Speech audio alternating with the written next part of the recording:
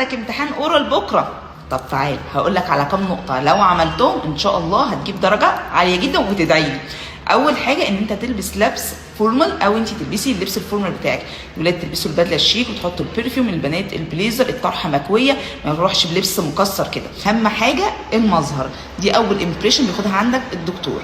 اما تاني حاجه هي الثقه بالنفس، يعني انت تتكلم الدكتور في ابتسامه خفيفه وواثق من اجابتك. دايما اللجلجه في الصوت حتى لو انت بتجاوب صح هتلاقي للاسف ان الدكتور حاسس ان انت مش واثق من اجابتك. اما تالت حاجه ودي مهمه جدا، ان انت ما تقولش دايما للدكتور تقريبا، احتمال، اظن الاجابه كانت كده، او ان انت تعد على نفسك. يعني تقول له انا عارف ان السؤال دوت اجابته 5 نقط، فتلاقي نفسك عند النقطه الثالثه انت وقفت، نسيت من الارتباك ومش عارف تكمل، وانت خلاص اديت للدكتور انت هتجاوب 5، فده نفسه هينقصك.